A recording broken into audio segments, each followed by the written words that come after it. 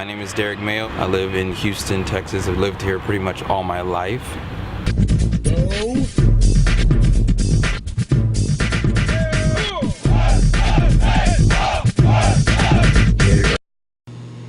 Hi, and welcome to the Derek Mayo Show here on the Derek Mayo Channel on YouTube. And so now with YouTube, one day I decided, what would happen if I took the comic book but made it where it came to life? It had started with a different name of Super Socks, and I had made books from 1986 to 1992, 34 books. So that's what the show is based off of.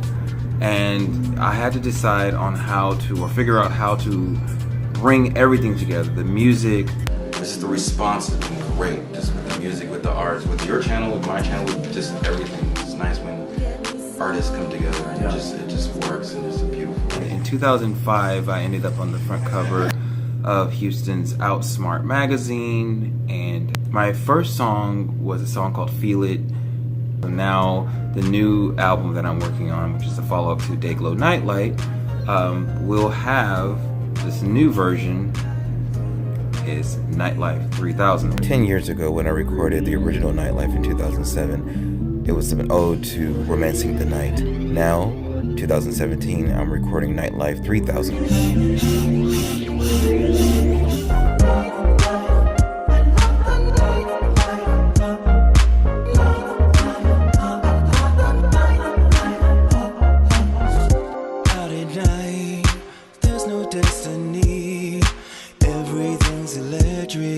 Feel the energy out of body, feel you next to me, send chills right up my spine. Is your nighttime energy.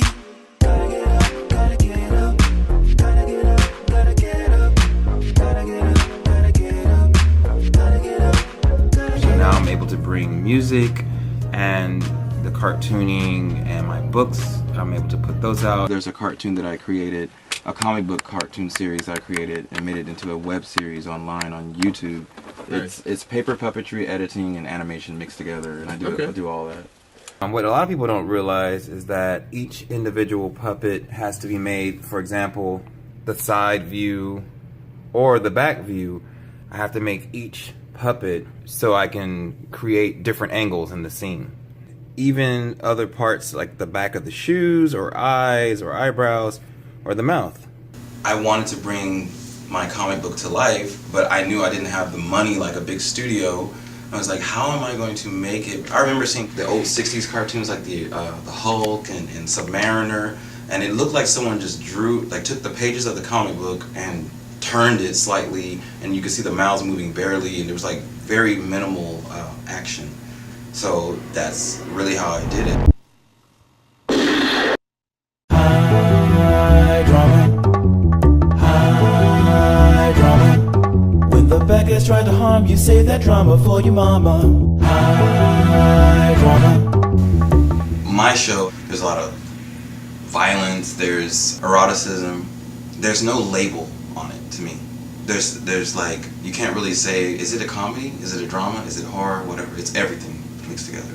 I sit here and I film the show with this camera, tripod, old school 2006 analog 8mm tape. I do all the voices, I do the lighting, I do the drawings, I create the characters, I build the sets, I make the puppets. I enjoy the whole process. And then when it's done, it's like you gave birth, and you're just like, oh. The violence in high drama comes from a lot of different places. Growing up, I experienced a lot of negativity. I was different, wasn't the average child. So my character's in the show is an alter ego named Devin Marcus.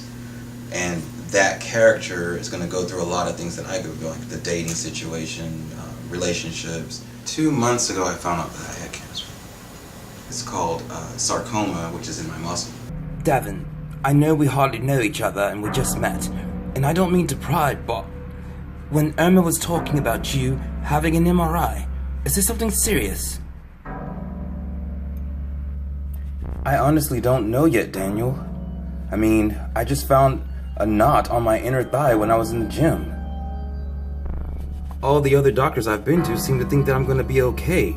But it has me worried because it hasn't gone away. I mean, they keep giving me Z-Packs and things like that, but that's not curing it. Devin, as you know, I volunteer at the hospital, so if there's anything I can do to help, please, let me do it.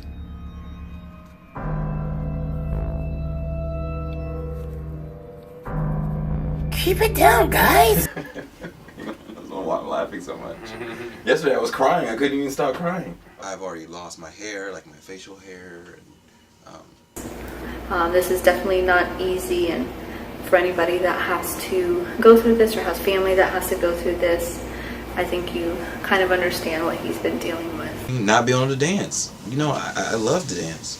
I like to get out on that floor, popping and just doing my thing, flipping. And I did it for 15 plus years for clubs, circuit parties.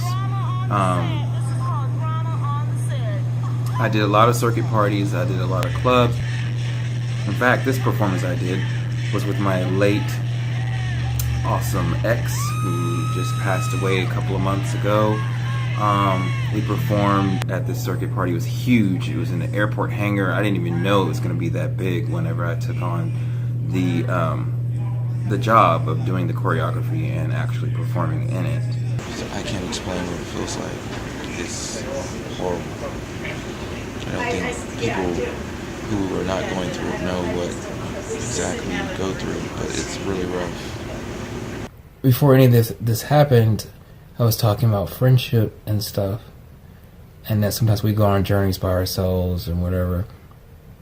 And then when everything happened, like, everybody came together, so it was nice to know who my friends are and stuff, and how important it is, because, you know, you feel by yourself sometimes, and then when you're going through something like this, it's good to have your friends.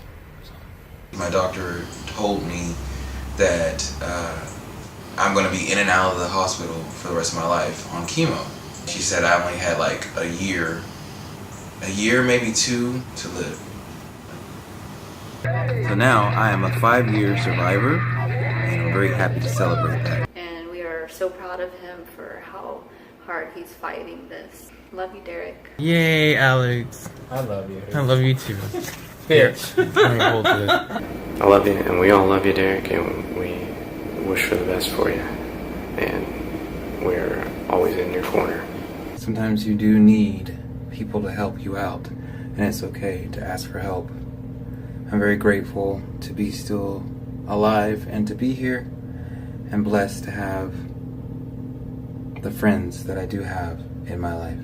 This cancer situation has brought me a lot of opportunities to speak out, to channel my art, which is helping me get through this situation, and to help people look at how you can get through a rough time doing something that you love and creating and making other people happy, and through that happiness, you know, you can overcome some of the worst obstacles in your life.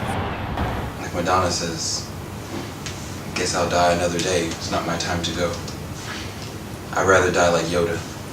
When I'm real old and I just do this, I just turn into dust or stars or something, fade off. Alrighty, bye for now. Ta-ta for now.